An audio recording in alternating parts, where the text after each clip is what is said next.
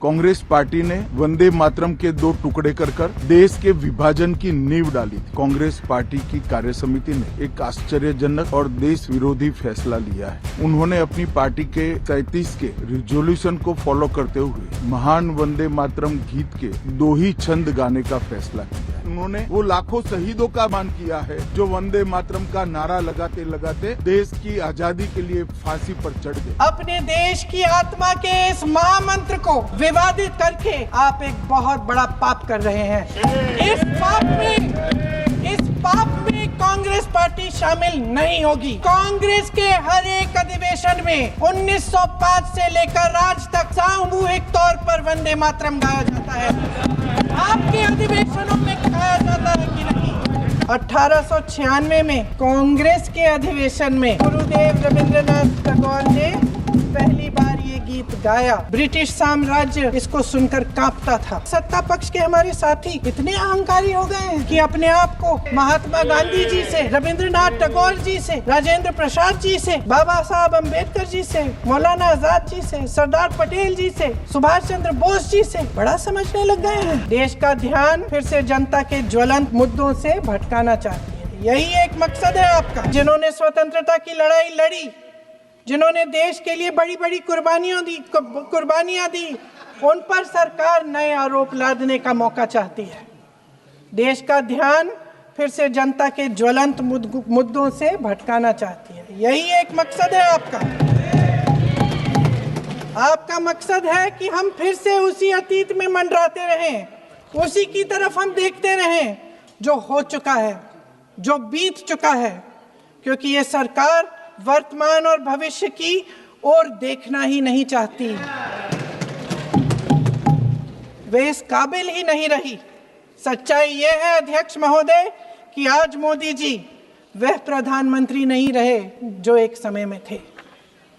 सच ये है कि ये दिखने लगा है, उनका आत्मविश्वास घटने लगा है, उनकी नीतियां देश को कमजोर कर रही हैं।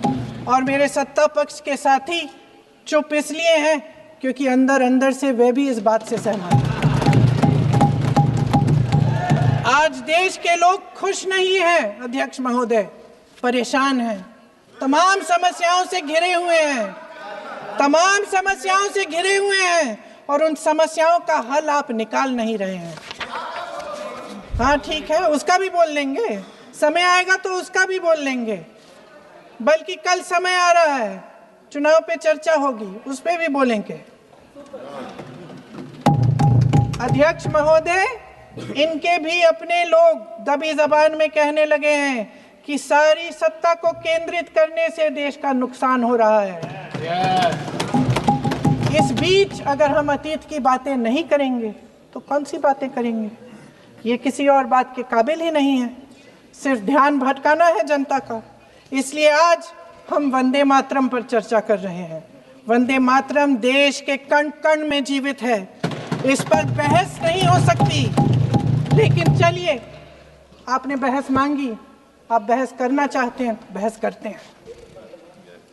आज इस चर्चा को प्रधानमंत्री जी ने शुरू किया, उन्होंने भाषण दिया, और इसको कहने में कोई झिझक नहीं है कि भाषण अच्छा देते हैं, थोड़ा सा लंबा, लेकिन भाषण अच्छा देते हैं। सिर्फ एक कमजोरी है, अगर आप इजाजत दें तो मैं बोलूं, एक कमजोरी है। हाँ, उसी पे बोल रहे हैं, वंदे मातरम पे बोलो आप। अब सर मैंने तारीफ कर ली, थोड़ा और विषय वंदे मातरम का है तो हम वंदे मातरम पर ही रखें, ठीक रहेगा सर। ये वंदे मातरम पे ही है सर। आपने प्रधानमंत्री जी तक सुना था, अब तो शुरू नहीं हुए। सर भाषण बहुत अच्छा देते हैं, लेकिन तथ्यों के मामले में कमजोर पड़ जाते हैं, बहुत कमजोर। इसमें भी एक कला होती है कि तथ्यों को किस तरह से जनता के सामने रखा जाए। मैं तो नहीं हूं, जनता की प्रतिनिधि हूं, कलाकार तो नहीं हूं। इसीलिए मैं भी सदन के सामने कुछ तथ्य रखना चाहती हूं, लेकिन सिर्फ तथ्य के रूप में रखना चाहती हूं।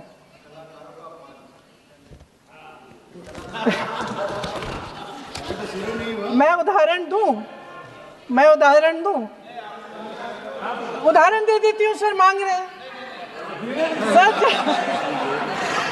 सर वंदे मातरम के बारे में, वंदे मातरम की जो सालगिरह पे आपने एक बड़ा कार्यक्रम आयोजित किया था, उसमें प्रधानमंत्री जी ने भाषण दिया। उसमें उन्होंने कहा कि 1896 में पहली बार गुरुदेव रविंद्रनाथ टैगोर ने ये गीत एक अधिवेशन में गाया। उन्होंने ये नहीं बताया कि कौन सा अधिवेशन था। हिंदू महासभा का अधिवेशन था, आरएसएस का अधिवेशन था। किस बात से कतरा रहे थे कि ये कांग्रेस का अधिवेशन था। और उदाहरण दूं कि मैं अपना भाषण जारी रखूं। दे रही हूं। जो वंदे मातरम की जो क्रोनोलॉजी है वो भी आप समझिए, जो असली क्रोनोलॉजी है। 1875 में महाकवि बंकिम चंद्र चट्टोपाध्याय ने इस गीत के पहले दो अंतरे लिखे, जो आज हमारे राष्ट्रगीत घोषित हुए हैं, मतलब जो घोषित हुए थे और जिसको हम आज अपना राष्ट्रगीत कहलाते हैं। ये पहले दो अंतरे लिखे 1882 में। 7 साल बाद उनका एक उपन्यास प्रकाशित हुआ, आनंद मठ। उस उपन्यास में यही कविता उन्होंने प्रकाशित की, लेकिन इसमें 4 अंतरे जोड़ दिए। 1896 में कांग्रेस के अधिवेशन में गुरुदेव रविंद्रनाथ टैगोर ने पहली बार ये गीत गाया। 1905 में बंगाल के विभाजन के खिलाफ आंदोलन के समय वंदे मातरम जनता की एकता की गुहार बनकर गली गली से उठा। गुरुदेव रविंद्रनाथ टैगोर जैसे महान स्वतंत्रता सेनानी इस गीत को खुद गाते हुए बंगाल की सड़कों पर उतरे। विद्यार्थियों से लेकर किसानों तक, व्यापारियों से लेकर वकीलों तक, हर कोई ये गीत गाने लगा। इस गीत की शक्ति को समझिए। ब्रिटिश साम्राज्य इसको सुनकर कांपता था और हमारे देशवासी इसको सुनकर वे मन बनाते थे, वे हिम्मत बनाते थे कि इस भयंकर साम्राज्य के खिलाफ सत्य और अहिंसा के नैतिक हथियारों को लेकर शहीद होने की तैयारी करते थे। ये गीत मातृभूमि के लिए मर मिटने की भावना को जगाता है। इस गीत की शक्ति ये है, इस गीत का हमारे देश से जुड़ाव ये है। लेकिन 1930 के दशक में हमारे देश में जब सांप्रदायिक राजनीति उभरी, तब ये गीत विवादित होने लगा। 1937 में, अब ये मैं दूसरा उदाहरण देने वाली हूँ, क्योंकि प्रधानमंत्री जी ने अपने भाषण में इसका उल्लेख किया और गलत किया, इसीलिए मैं इसके जो सच्चे जो तथ्य हैं वो आपके सामने रख रही हूँ। 1937 में नेताजी सुभाष चंद्र बोस कांग्रेस का अधिवेशन कलकत्ता में होने जा रहा था, उसका आयोजन कर रहे थे। तो जो मोदी जी ने पत्र सुनाया सदन में 20 अक्टूबर का, और कहा कि जवाहरलाल नेहरू जी ने नेताजी को ये चिट्ठी लिखी और ये कहा कि इस पर चर्चा होनी चाहिए। उससे पहले 3 दिन पहले नेताजी सुभाष चंद्र बोस ने पंडित जवाहरलाल नेहरू को एक चिट्ठी लिखी थी, जिसका जिक्र आपके प्रधानमंत्री ने नहीं किया। और इस चिट्ठी में सुन लीजिएगा,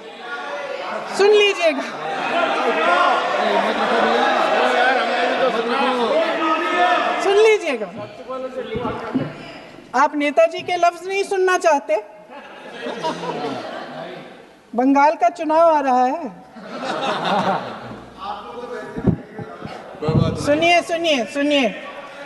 सुनिए। हाँ, कोई बात नहीं, हम तो देश के लिए हैं। हम देश के लिए हैं।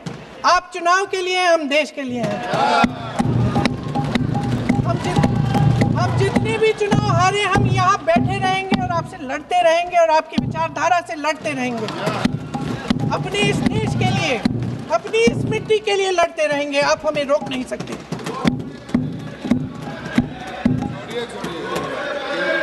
सुन लीजिए सुभाष चंद्र बोस जी ने क्या कहा, सुन लीजिए, सुन लीजिए। My dear Jawahar, my dear Jawahar, reference Vande Mataram. We shall have a talk in Calcutta and also discuss the question in the working committee if you bring it up there. I have written to Dr. Tagore to discuss this matter with you when you visit Santi Niketan. Please do not forget to have a talk with him when you visit Santi Niketan. ये 17 अक्टूबर को लिखी जाती है। 10 अक्टूबर को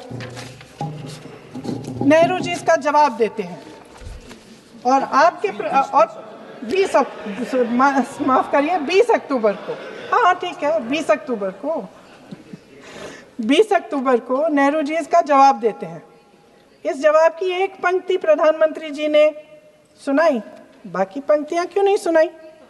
क्योंकि उनमें नेहरू जी क्या कह रहे हैं? There is no doubt that the present outcry against Vande Mataram is to a large extent a manufactured one by the communalists. Whatever we can do, whatever we do, we cannot pander to communalists' feelings, but to meet real grievances where they exist. I have decided now to reach Calcutta on the 25th morning. This will give me time to see Dr. Tagore as well as other friends. समझ रहे हैं आप? प्रधान चुप है तो समझ ही गए होंगे। फिर क्या होता है? फिर क्या होता है? फिर नेहरू जी कलकत्ता जाते हैं और गुरुदेव जी से मिलते हैं और उसके अगले दिन गुरुदेव जी एक चिट्ठी लिखते हैं जिसमें वो लिखते हैं, अंग्रेजी में चिट्ठी है, उसका एक अंश मैं आपको हिंदी में बता देती हूँ, जिसमें गुरुदेव जी कहते हैं कि जो दो अंतरे हमेशा गाए जाते थे उनका महत्व इतना गहरा था कि उस हिस्से को कविता के शेष हिस्से तथा पुस्तक के उन अंशों से अलग करने में उन्हें कोई कठिनाई नहीं थी। उन्होंने ये कहा कि स्वतंत्रता संग्राम में हमेशा से वही दो अंतरे ही गाए जाते थे और उनको गाते हुए कुर्बानी देने वाले सैकड़ों शहीदों के सम्मान के लिए उन्हें ऐसे ही गाना उचित रहेगा। उन्होंने यह भी कहा कि बाद में जोड़े गए अंतरों का सांप्रदायिक मायना निकाला जा सकता है और उस समय के माहौल में उनका इस्तेमाल अनुचित होगा। इसके बाद 28 अक्टूबर 1937 में कांग्रेस की कार्य समिति ने अपने प्रस्ताव में वंदे मातरम को राष्ट्रगीत घोषित किया। उन्हीं दो अंतरों को कार्य समिति की बैठक में महात्मा गांधी जी, नेताजी सुभाष चंद्र बोस, पंडित नेहरू, आचार्य नरेंद्र देव जी, सरदार पटेल जी, गुरुदेव रविंद्रनाथ टैगोर जी सब मौजूद थे। इस प्रस्ताव के ये सभी महापुरुष इस प्रस्ताव से सहमत थे। आगे क्या होता है ये भी सुना लूं। भारत की आजादी के बाद जब इसी गीत के इन्हीं दो अंतरों को 1950 में डॉक्टर राजेंद्र प्रसाद जी ने संविधान समिति में भारत का राष्ट्रगीत घोषित किया, तब लगभग यही महापुरुष मौजूद थे। इनके साथ साथ B.R. अम्बेडकर जी भी सभा में थे और इनके साथ साथ मेरे सत्ता पक्ष के साथियों के नेता श्री श्यामा प्रसाद मुखर्जी भी मौजूद थे। वही दो अंतरे राष्ट्रगीत घोषित किए। किसी ने कोई आपत्ति जारी नहीं की, कोई आपत्ति नहीं जताई। वैसे इन तथ्यों के साथ जुड़ा एक और तथ्य भी है जो मैं यहाँ पे आपके सामने रखना चाहती हूँ। आज हम अपने राष्ट्रगीत पर बहस कर रहे हैं, लेकिन हमारा राष्ट्रगान भी एक कविता का एक अंश ही है, एक लंबी कविता का एक अंश है। और इन दोनों राष्ट्रगीत और राष्ट्रगान के अंश को चुनने में सबसे बड़ी भूमिका गुरुदेव रविंद्रनाथ टैगोर की थी। वंदे मातरम के स्वरूप पर सवाल उठाना, जिसे संविधान सभा ने स्वीकार किया, न सिर्फ उन महापुरुषों का अपमान करना है जिन्होंने अपने महान विवेक से ये निर्णय लिया, मगर एक संविधान विरोधी मंशा को भी उजागर करता है। क्या सत्ता पक्ष के हमारे साथी इतने अहंकारी हो गए हैं कि अपने आप को महात्मा गांधी जी से, रविंद्रनाथ टैगोर जी से, राजेंद्र प्रसाद जी से, बाबा साहब अंबेडकर जी से, मौलाना आजाद जी से, सरदार पटेल जी से, सुभाष चंद्र बोस जी से बड़ा समझने लग गए हैं? मोदी जी का अपने भाषण में ये कहना कि राष्ट्रगीत को एक विभाजनकारी सोच द्वारा काटा गया, उन सब महापुरुषों का अपमान है जिन्होंने अपना पूरा जीवन इस देश की आजादी की लड़ाई में झोंक दिया। वंदे मातरम को विभाजित करने का आरोप लगाकर आप पूरी संविधान सभा पर आरोप लगा रहे हैं, उसके हर एक नेता को दोषी ठहरा रहे हैं। यह हमारी संविधान सभा और हमारे संविधान का खुला वार है।